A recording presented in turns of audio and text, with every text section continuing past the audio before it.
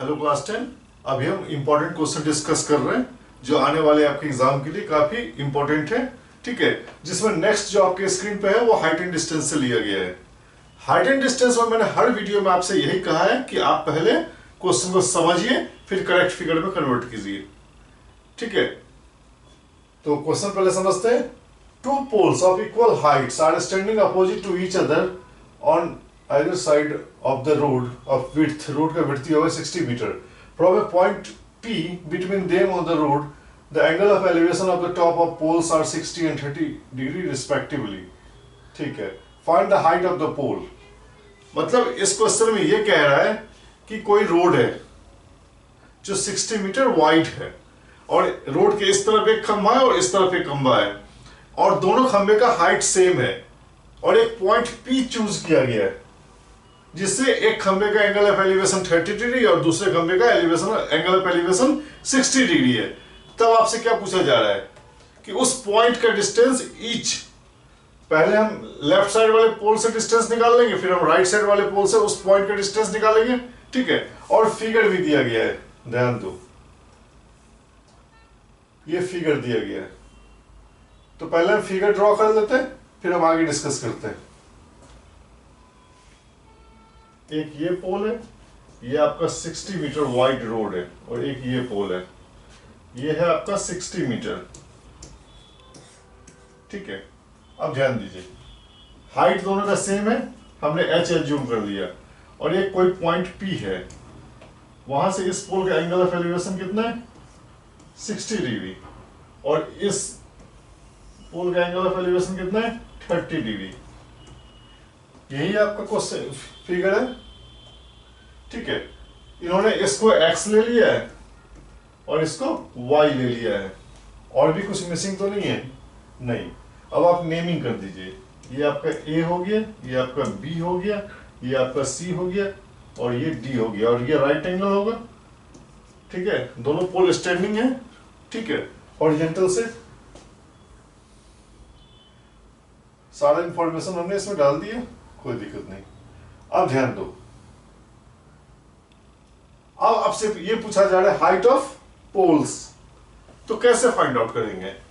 एक चीज ध्यान दो, फिगर ड्रॉ करने के बाद सबसे ज्यादा इंपॉर्टेंट होता है ये चेक करना कि हमें कहां कहां से इक्वेशन निकलेगा। ये यानी राइट एंगल ट्रायंगल, हर एक राइट एंगल ट्रायंगल एक इक्वेशन x और y में देगा जिसको आप सॉल्व करके x y और जो भी है h जो भी आपको फाइंड आउट करना है। ठीक है, तो एक राइट एंगल ट्रायंगल तो ये दिख रहा है और एक राइट एंगल ट्रायंगल दूसरा दिख रहा है और यहाँ पे वेरिएबल 3 है, एक x है, एक y है और तीसरा h है। तो एक इक्वेशन तो चलो x प्लस y आपका 60 है, एक इक्वेशन तो यहां से मिल गया, दूसरा इक्वेशन आपका इस ट्रायंगल से मिलेगा और तीसरा इक्वेशन आपका इस ट्रायंगल से मिलेगा और तीनों को सॉल्व कर देंगे h आ जाएगा। ठीक है, ध्यान दीजिए, in right angle triangle ABP, ठीक है, यहां tan 60 होगा, अपोजिट अपॉन बेस। ठीक है,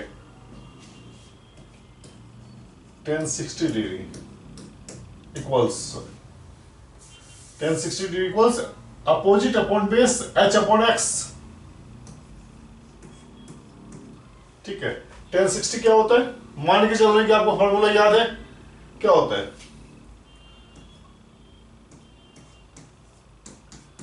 h अपॉन x। ठीक है, यहां पे क्रॉस मल्टीप्लीकेशन कीजिए, h क्या हो गया √3x, ये आपका इक्वेशन 1 हो गया। मतलब एक ट्रायंगल से एक इक्वेशन निकल गया। अब हम दूसरा ट्रायंगल ले रहे हैं, ये इन राइट ट्रायंगल DPC, यहां पे tan 30 लेंगे, tan 30 डिग्री क्या हो जाएगा अपोजिट अपॉन बेस यानी h अपॉन y। tan 30 क्या होता है 1 अपॉन √3, फॉर्मूला बिल्कुल याद होना चाहिए। ठीक है, फॉर्मूला याद नहीं रहेगा तो फिर प्रॉब्लम है, क्वेश्चन आप सॉल्व नहीं कर पाएंगे। h अपॉन y कोई दिक्कत नहीं। यानी यहां से y क्या आ गया आपका, √3h²।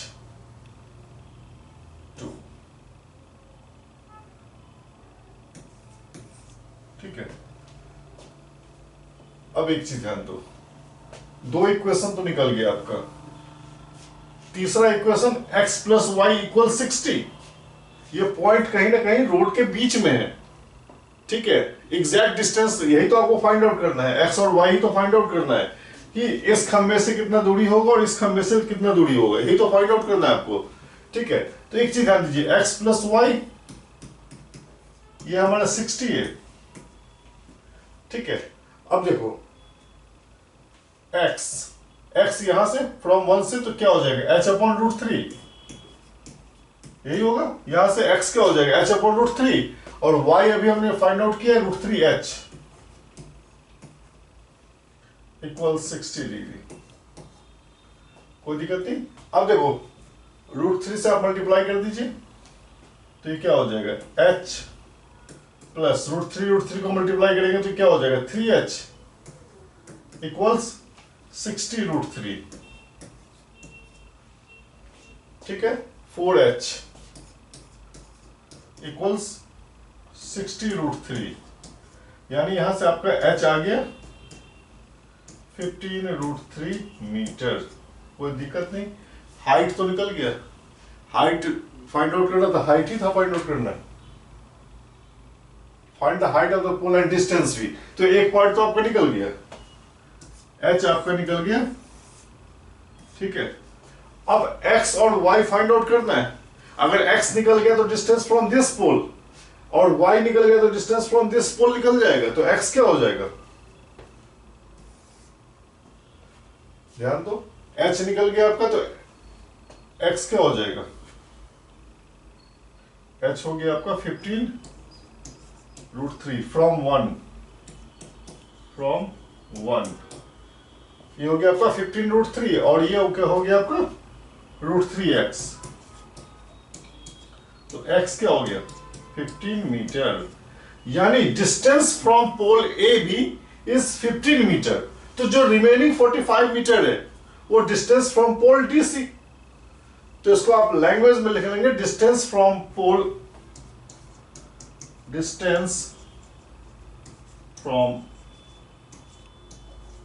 Pole A B is 15 metre and from DC 45 metre. ठीक है, अपने तरीके से आप लिख लीजिएगा। मतलब मेन जो हमारा मोटिव था वो h निकालना, हमने h फाइंड आउट कर लिया, और ये जो P पॉइंट है उसका डिस्टेंस फ्रॉम ईच पोल।